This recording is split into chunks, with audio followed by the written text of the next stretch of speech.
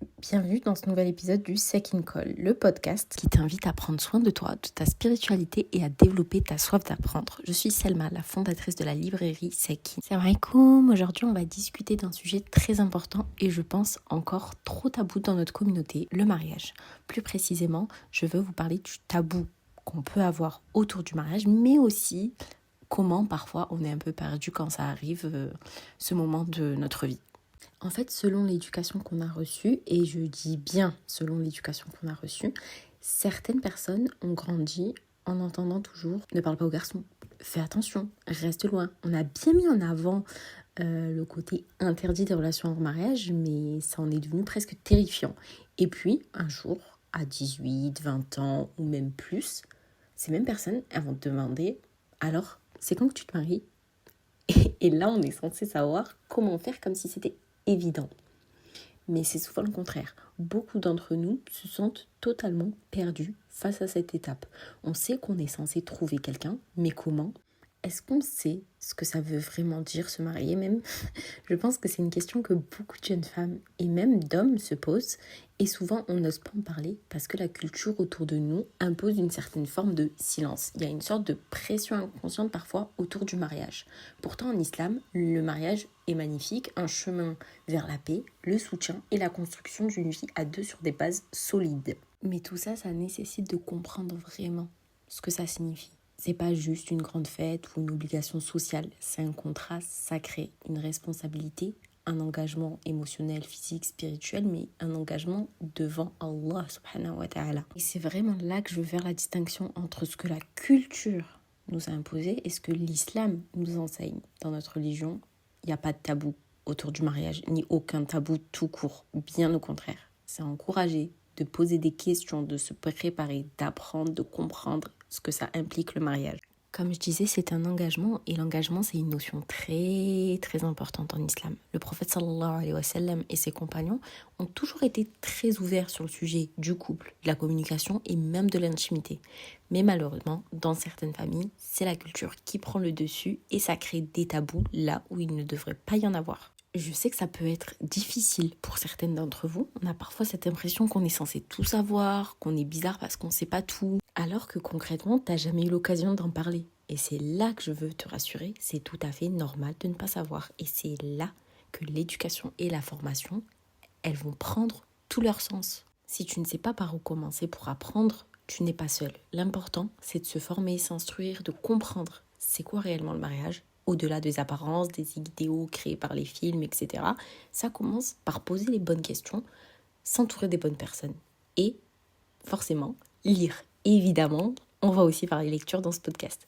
Je te conseille de te tourner vers des livres qui peuvent vraiment t'aider à comprendre la notion du mariage et ce que cela implique. Il y a des livres très faciles à lire sur le sujet. Sur le site de la librairie, donc librairiesekin.fr, que tu retrouveras en description, il y a une catégorie entière dédiée au mariage et à la famille, que ce soit pour les célibataires ou les personnes déjà mariées. Donc il y a des livres spécialement axés sur le célibat.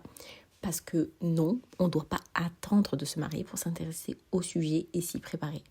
Un livre que je peux te recommander par exemple, c'est Chut Chouma de Zina Hamzaoui, une sage-femme et sexologue musulmane. Ce livre aborde ces sujets qui sont souvent tus, notamment autour de la sexualité dans le mariage, la communication, les attentes réelles dans un couple. C'est un excellent point de départ pour briser le silence, déconstruire les clichés et comprendre en profondeur ce que signifie construire un mariage sain et solide. Parce que vraiment aujourd'hui, on a la chance d'avoir de plus en plus de professionnels qui parlent de ces sujets, que ce soit des thérapeutes, des sexologues, des conseillers conjugaux. Ils nous donnent des ressources précieuses pour mieux appréhender et comprendre la vie de couple. Ne négligez pas ces opportunités. On a souvent peur de se tourner vers des professionnels par crainte d'être jugé, mais je vous assure que ça peut transformer votre manière d'envisager le mariage, les relations. Et bien sûr, je te conseille toujours de lire des livres sur le sujet pour nourrir ta réflexion. Que ce soit avant de te marier ou même si tu es déjà dans une relation, tu trouveras toujours des ressources pour t'aider à renforcer ton lien avec ton partenaire. En fait, faire appel à un professionnel et lire, ce sont deux solutions différentes mais complémentaires. Je tiens aussi à rappeler un petit point important, c'est que le mariage en islam, c'est bien plus que ce qu'on voit à travers notre société. Le mariage, c'est une voie pour se rapprocher d'Allah. c'est une manière de se compléter, de grandir ensemble, de trouver la tranquillité. Allah, il nous dit dans le Coran, et parmi ces signes, il a créé de vous, pour vous, des épouses, afin que vous viviez en tranquillité avec elles. Et il a mis entre vous de l'affection et de la bonté. C'est exactement ça en fait. Tranquillité et sérénité. Mais pour atteindre ça, il faut apprendre déjà à se connaître soi-même et ensuite son partenaire.